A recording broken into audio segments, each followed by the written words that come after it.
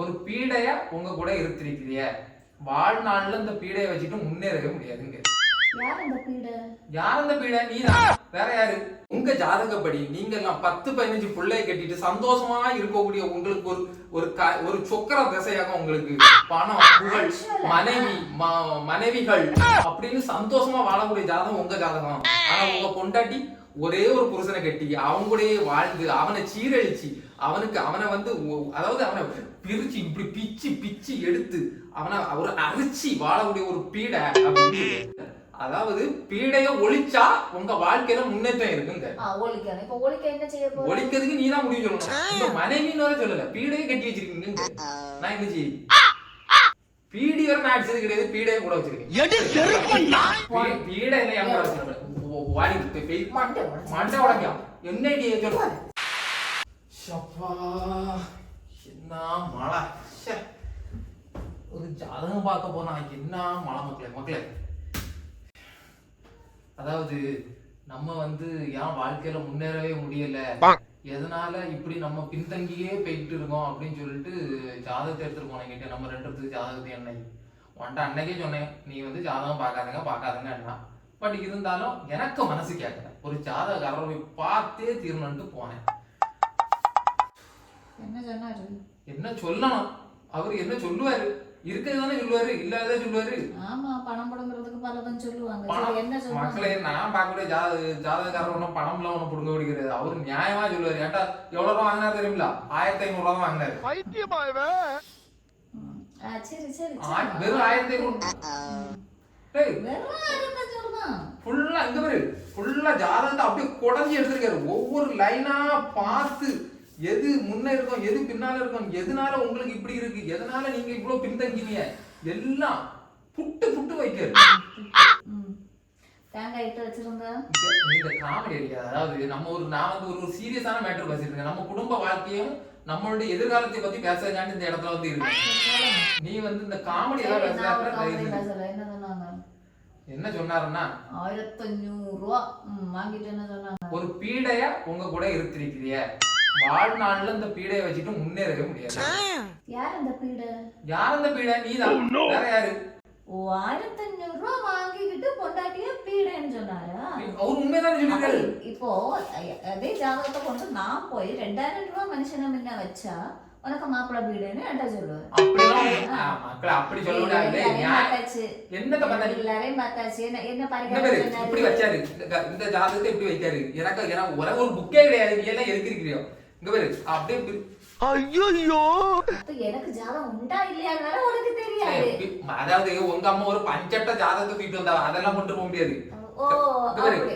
Rewrite பண்ணி வாங்குனது கூட உனக்கு தெரியாது. ரீரைட் பண்ணி வாங்கி அரங்குக்குள்ள வச்சிருந்தா நான் அரங்கவே திறக்க முடியும். இத அரங்குக்குள்ள எடுத்துட்டு முடியாது. இங்க பாரு, ஏய் ரொம்ப வெறுப்பேத்தாதே. என்ன வேணாலும் சவுட்டு, என் ஜாதகத்தை சவுட்டாத. எனக்கு அவ்வளவு சுக்கர தசை எனக்கு எப்படியே இருக்கான். பீடா வந்தனால நீயும் பீடையா இல்லடா கண்ணுங்க.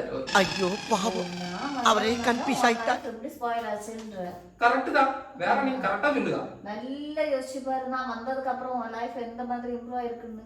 வேலை இல்லாம இருந்த, வேலை கிடைச்சா. நான் உன லைஃப்ல வந்த பிறகு தானே உனக்கு வேலை கிடைச்சு. வீடு இல்லாம இருந்த, நான் உன் லைஃப்ல வந்ததுக்கு அப்புறம் தானே வீடு கிடைச்சு.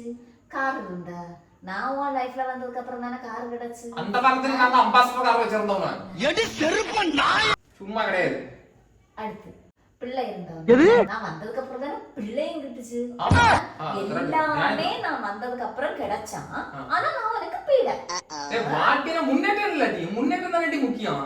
என்ன முன்னேற்றம் வேணும் உனக்கு? அதாவது என்ன சொன்னாருன்னா, நீங்க உங்க ஜாதகப்படி நீங்க எல்லாம் 10-15 பிள்ளையை கட்டிட்டு சந்தோஷமா இருக்கக்கூடிய உங்களுக்கு ஒரு சொக்கர திசையாக உங்களுக்கு பணம், புகழ், மனைவிகள் அப்படின்னு சந்தோஷமா வாழக்கூடிய ஜாதகம் உங்க ஜாதகம். ஆனா உங்க பொண்டாட்டி ஒரே ஒரு புருஷனை கட்டி அவங்களுடைய வாழ்ந்து அவனை சீரழிச்சு அவனை வந்து அதாவது அவனை பிரிச்சு இப்படி பிச்சு பிச்சு எடுத்து அவனை ஒரு அரிச்சு வாழக்கூடிய ஒரு பீடை அப்படின்னு சொல்லுவாங்க. மொத்தம் உனக்கு பிரச்சனை இப்போ பல பேர் சுத்தி வேணும். எனக்கு ஜாதகத்துல உள்ள நன்மைகளை நான் சொல்லுங்க. ஜாதக நன்மை என்ன தன்மை? அதாவது இந்த சுத்தி 1000 பேர் இருப்புனா அப்படி கிடையாது. எனக்கு ஜாதகத்துக்கு 10-15 பிள்ளைகளை கட்டக்கூடிய ஒரு ஒரு ஒரு அம்சமான ஒரு என்ன சொல்ல வர, நான் உன் லைஃப்ல இருந்து போனா நீ வந்து இன்னும் 10-15 கொண்டு வருவேன் அப்படிதான் அப்படி கிடையாது, நான் அப்படி சொல்லல. அதாவது பீடைய ஒழிச்சா உங்க வாழ்க்கையில முன்னேற்றம் இருக்குங்க. ஒழிக்கணும். இப்ப ஒழிக்க என்ன செய்ய போற? ஒழிக்கிறதுக்கு நீ தான் முடிவு சொல்லணும். நான் என்ன செய்யும்? அதாவது மக்களே எல்லாரும் தனக்காண்டி தனக்கு பிள்ளைக்காண்டி அப்படின்னு பிரிஞ்சு வாழ்றாங்க, சரியா? அதாவது பிள்ளை நல்லா இருக்கணும், அதனால நம்ம 2 பேரும் பிரிஞ்சிரும். இப்போ இந்த ஃபார் எக்ஸாம்பிள் தனுஷ் ஐஸ்வர்யா எடுத்துக்கிட்டீங்கன்னா அவங்க வந்து ஏதோ ஒரு காரியங்களுக்காண்டி மக்கள் அதே மாதிரி இப்போ யாரு அவரு நிறைய டைவர்ஸ்கள் பாத்தீங்கன்னா நீ அப்படிதான் இருக்கு. அதாவது எங்களுடைய பிள்ளைகளின் நலன் கருதி ரொம்ப நலன் கருதி நாங்க பிரிஞ்சுக்கிறோம். அதாவது இப்போ நம்ம ஆரிஸ்மாவுக்கு நலன் கருதி நீ வந்து நீ அவனை கூட்டிட்டு போ, நான் வந்து பாத்துக்கணும், எனக்கு கிடையாது. நான் வந்து நம்ம 2 பேரும் பிரிஞ்சு இருந்தா நானும் யாரும் கெட்ட மாட்டேங்க. நான் உண்மை சொல்ல, நான் யாரும் கெட்ட மாதிரி ஐடியாவே கிடையாது. பிரிஞ்சு இருந்தா நம்மளுடைய வாழ்க்கை வந்து முன்னேறுவான்னு நம்ம பாப்போமே. நீ வந்து உன் லைஃப்ல இருந்து என்ன பெறட்டணும்னு பாரு. அப்படி கிடையாது, ஜாதகம் கட்டம் சொல்லுது, கட்டம் தான் சொல்லுது. நீ சாமி கட்டம் சொல்லுது. அதாவது சேர்ந்து இருந்தா உங்களுடைய வாழ்க்கையில ஒரு முன்னேற்றம் இல்ல, வந்து பீடையா கூட வச்சிருக்கீங்க அப்படின்னு சொல்லிடுறாரு. இப்படியே சொல்லிடுற மக்களே. அதாவது ஒண்ணுக்கு உதவாதான் பீடான்னு சொல்லுவாங்க, அதை போய் சொல்லிடுறேன். நான் என்ன செய்ய மக்களே? உங்க மனைவின்னு வர சொல்லல, பீடையே கட்டி வச்சிருக்கீங்க. நான் என்ன செய்ய? கர்ம கர்ம பீடி வர நான் அடிச்சது கிடையாது, பீடையே கூட வச்சிருக்கேன். இந்த எகத்தாளம் எல்லாம் என்கிட்ட வச்சுக்காத. நீ யாரா? இவனுக்குன்னா உனக்கு லைஃப் என்னமே எழுந்தேறாது அப்படின்னாங்க. கரெக்டா தானே இருக்கு? எழுந்தேறாது.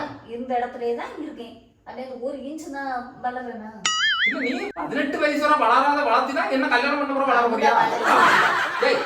டேய் வளரலையா என்ன கல்யாணம் பண்ணுவானே நீ மண்ணு வந்துருவா பாத்துக்க. எங்க பேரு போங்க, எனக்கு கஷ்டமா இருக்கு. அந்த பேரு கஷ்டமா இருக்குன்னு சொல்லாத. ஜாதகம் பார்த்தாச்சு, 1000 ஜாதகம் பாத்தியா? ஜாதகம் 1500 ரூபாய் கொடுத்தியா? இனி நாளை அம்மாட்ட சொல்லிட்டாங்க. இப்போ எதுக்கு இங்க கூட்டிட்டு வந்தேங்க? இல்ல முடிச்சு விடுங்க கூட்டிட்டு வந்துரு. நான் போறேன், போ போறேன், போ. காலமே பார்த்துட்டு எதுக்கு கூட்டிட்டு வந்துருக்கு? இங்க பேரு மக்களே பேசாம வந்தமா, நமக்கு புருஷனுக்கு கொடுத்த கட்டு இல்ல, கல்யாணத்துக்கு கொடுத்த கட்டு இல்ல, 2 நாள் வாங்கலாமா? ஐயோ அப்ப எனக்குள்ள வந்துருக்கு. அது 2 நாள் உறங்கணுமா? அப்படியே பிரிஞ்சு போறோமா? வாங்கி வச்சுக்கிட்டு வாசில வாங்கி வச்சுக்கிட்டு இங்க கட்டில் இல்லையா? எங்க வீட்டுல 2 கட்டில் உண்டு அந்த காலத்துல.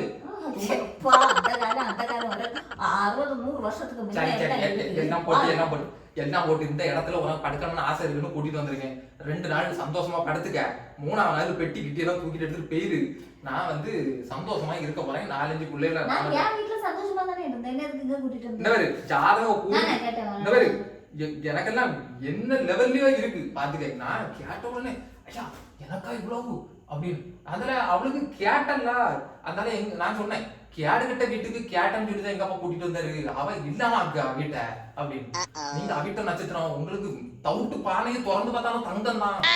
நீங்க எல்லாம் எங்க போவீங்க? தவுடு இல்லையா வீட்டுல? தவுடு இருந்தாதான் திறந்து பார்த்துருப்பேன். இங்க பாரு, அதனால உறங்கலாமா காலமா எழுமணமா என்கிட்ட சொல்லாம கொள்ளாம சொல்லாம கொள்ளாம நீ எழுப்பி போ. நீ இல்லன்னாலே நீ அவன் கொண்டாடி அப்பா போயிட்டப்பா என்ன விட்டு பீட ஒளிஞ்சி நீட்டு நான் சந்தோஷத்துல இருப்பேன். ஜாதக காரணம் அப்படிலாம் அதெல்லாம் கிடையாது. சும்மா குடுத்த துணியோட வெளில போனா எனக்கு வண்டி ஏத்தி விடுங்க, நான் கொண்டு போறேன். வண்டியெல்லாம் உனக்கு மக்களா பீட இல்லை வாடி மண்டை உடம்பியா என்ன சொல்லுவா வாரமா முடிய பிடிச்சி இழுத்துமா பேரு பேசாம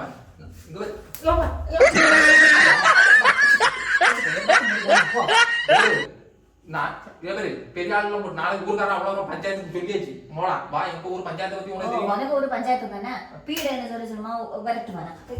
எவன் பஞ்சாயத்து பேச வராங்க எனக்கு பக்கத்துல இங்க வந்து பஞ்சாயத்து வெளியில போறாங்க. நான் இங்க வரேன்.